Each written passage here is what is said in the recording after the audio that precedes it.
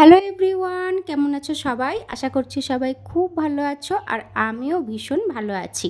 আমার নতুন আরও একটি ব্লগে তোমাদের সকলকে জানাই অনেক অনেক স্বাগত। আজকে হচ্ছে শুক্রবার আর এখন বাজে প্রায় সন্ধ্যে 5:30 মতো।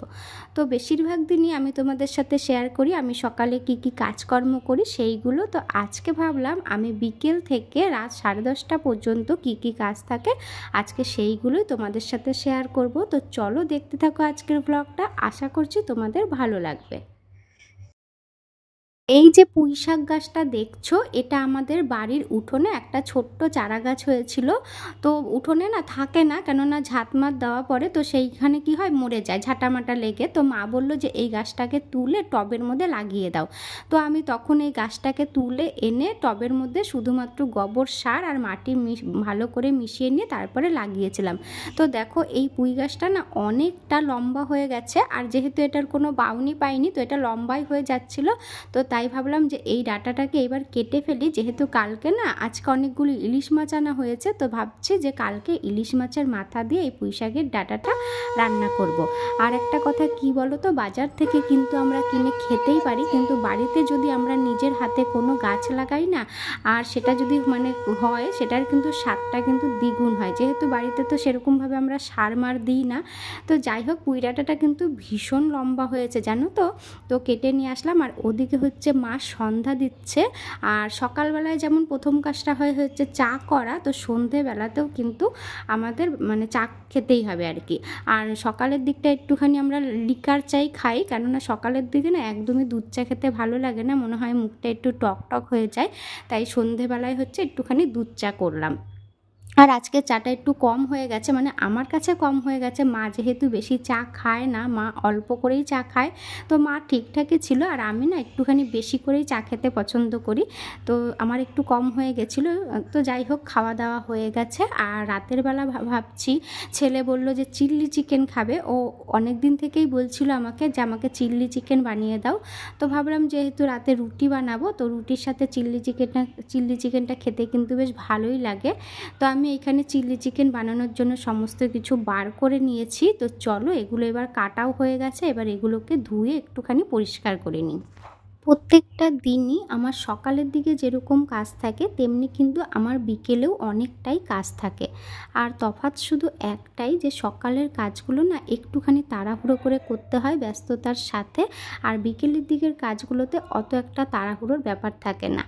তো প্রত্যেক দিন সকালের দিকে কি হয়, ছেলের স্কুল থাকে তোমার 11টার মধ্যে বাড়ি থেকে বেরোতেই হয়, কেননা আমার ছেলের স্কুলটা আমাদের বাড়ি থেকে অনেকটাই দূরে।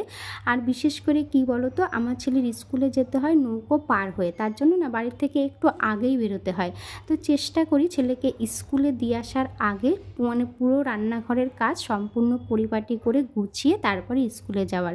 কেননা স্কুল থেকে আসার পরে না আর একদমই ইচ্ছে করে না যে রান্নাঘরের কাজগুলো করি।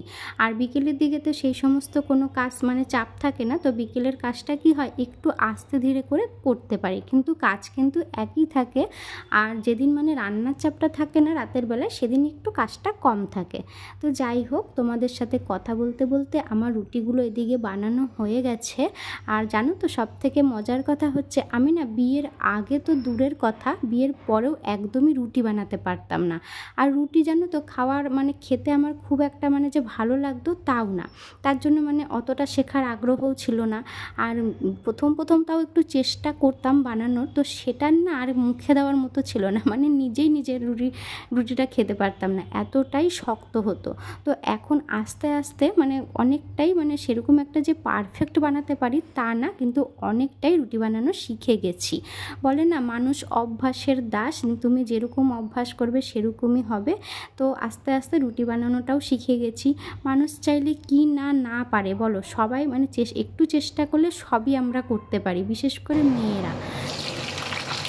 চিলি চিকেন বানানোর জন্য আমি এখানে পেঁয়াজ আর ক্যাপসিকামটাকে একটুখানি ভাজা করে নিয়েছি। তারপরে হচ্ছে একটা বাটির মধ্যে টমেটো সস, সয়া সস আর হচ্ছে একটুখানি চিনি আর একটু নুন মিশিয়ে জল দিয়ে তারপরে এটাকে হচ্ছে দিয়ে আর একটুখানি নাড়াচাড়া করে নেব।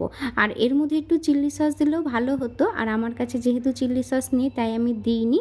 আর এরপরে হচ্ছে ভেজে রাখা মাংসগুলো এর মধ্যে দিয়ে আর একটুখানি ভালো করে নাড়াচাড়া করে নেব। আর জানো তো আমার ছেলে হচ্ছে এমনিতে মাছ, মাংস, ডিম ও কোনোটাই পছন্দ করে না, কিন্তু এই ধরনের খাবারগুলো খেতে ও ভীষণ ভালোবাসে, তাই চেষ্টা করি এই রকম একটু খাবার বানিয়ে দিতে। আর কি হয়েছে বলো তো, মাংসগুলো যখন আমি ভেজে ভেজে রাখছিলাম তখন ও সস দিয়ে দিয়ে না মাংসগুলো পকোড়ার মতো করে খেয়ে নিয়েছে। তো যাই হোক, তোমাদের সাথে কথা বলতে বলতে আমার চিলি চিকেন এখানে রেডি। তো চলো আগে ছেলেকে খাইয়ে নিই, তারপরে হচ্ছে নিজে খেয়ে নেব। তো খাওয়া দাওয়া তো শেষ, এখন প্রায় রাত 10:30 মতো বেজে গেছে। আর 10:30 না, সরি, এখন 10:10 এরকম বাজে। তো যাই হোক, এখন হচ্ছে এই বাসনপত্রগুলো ধোয়ার পালা। আর জানো তো, আমি এক জায়গায় দেখেছিলাম, মানে শুনেছি যে রাতের বেলা নাকি রান্নাঘর নাকি নোংরা করে রাখতে নেই, রান্নাঘর নাকি সবসময় রাতে একদম পরিষ্কার করে তারপরে নাকি মানে শুতে যেতে হয়। তো যাই হোক, আর এমনিতেও না আমি সকালবেলা উঠে আমার বাসি কাজ করতে আমার একদমই ভালো লাগে না, বিশেষ করে সকালবেলা ঘুম থেকে উঠে এঁঠো বাসন মাজতে আমার একদমই আমি পছন্দ করি না। তো আমি চেষ্টা করি বেশিরভাগ হচ্ছে রাতের বেলাতেই সমস্ত এঁঠো বাসন মেজে রান্নাঘরটাকে পরিষ্কার করে রাখার। তো চলো এখন হচ্ছে বাসনগুলোকে ধুয়ে নিই। আমরা যারা গৃহবধূ তাদের বেশিরভাগ সময়টাই কিন্তু রান্নাঘরেই চলে যায়, আর সেই রান্নাঘরটা যদি থাকে অপরিষ্কার, এলোমেলো, তাহলে কিন্তু মানে কাজে তুমি একদমই এনার্জি পাবে না। আমার তো অন্তত তাই মনে হয়। তাই আমার রান্নাঘরে না যদি একটুখানি অগোছালো, এলোমেলো হয় বা জায়গার জিনিস জায়গায় না থাকে, তো আমার একদমই এনার্জি থাকে না কাজে।